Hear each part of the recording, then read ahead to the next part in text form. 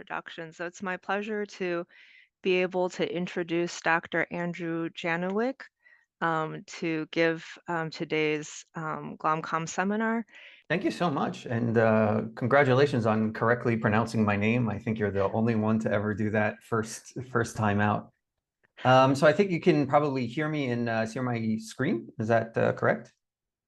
All right, so let's Yes. jump into this. So here I'm interested in talking about Histo-tools, which I think you did a very nice job introducing at a high level, and some examples of how we applied them in the NEPTUNE and CureGN repositories. So essentially, the first time that you build a image-based biomarker, it tends to go like this, right? You scan and acquire some slides. You hope that some type of magic happens in the middle, and then you end up with a biomarker if you're lucky, right? We've done this a number of times, and what we came to realize is that this magic component is actually broken into two components. We have a pre-analytics component and a post-analytics component. I would call post-analytics anything that is really specific for your particular hypothesis, and that's outside of the scope of this talk. On the other hand, pre-analytics are really tasks that have to be done for every type of digital pathology image-based biomarker, and they're really shared across every experiment that we've encountered. So we started to think, is it possible to go and build tools to basically facilitate this process using some of our best practices and experiences over these years, and then make them free and publicly available. And that's what we're here to talk about today. So one of the first things that we developed was a tool called HistoQC. This is available at histoqc.com. Basically, all of the tools are, the name of the tool.com, so you can find that pretty easily. And on the last slide of my presentation, I, of course, have a list of all the URLs. So if you're interested, you can screenshot them then as opposed to trying to grab them quickly here. So for HistoQC, we developed a tool for reproducible quality control. This is a quantitative approach, and we have some, I think, really interesting results there. We developed HistoBlur, which is extremely high throughput and accurate in detecting blurry regions at scale. Just a kind of a quick touch on that.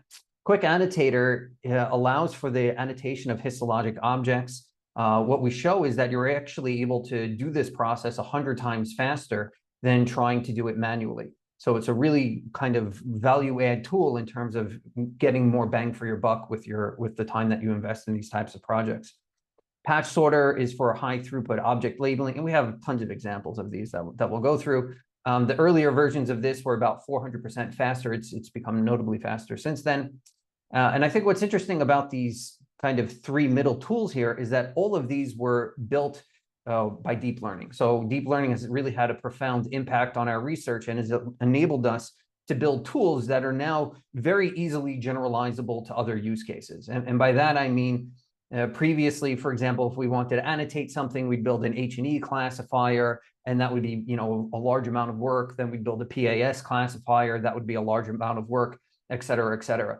And now with deep learning, we can really generalize these tasks such that we say, this is kind of your input data, this is what we expect. Can you figure out the middle part? And it's able to do that pretty well in a nice way, such that we can go and start to imagine what these tools look like, where a person doesn't have to become an expert in deep learning or image analysis to use them. It's really the deep learning that provides the the secret sauce for these scaling across different use cases. And then lastly, we have Cohort Finder, which we show enables you to quantitatively partition your data sets. This leads to more performant classifiers that are more robust, less standard deviation in the performance. I think there's also some interesting use cases for that as well that we'll discuss later. So my point here is to try and convince you that the Histo-tools suite really provides a kind of end-to-end open source pre-analytical pipeline.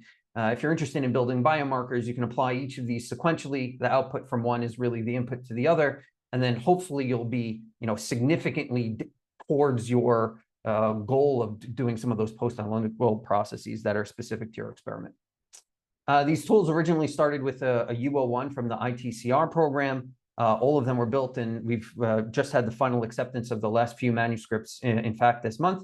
All the tools are publicly available, free to download, use, modify. They're all on GitHub, so if you have questions or comments or these sort of things, it's fairly easy to document those and get those to our developers. We now have an R01 that's taking these tools and really scaling them to the next level. And by the next level, I mean things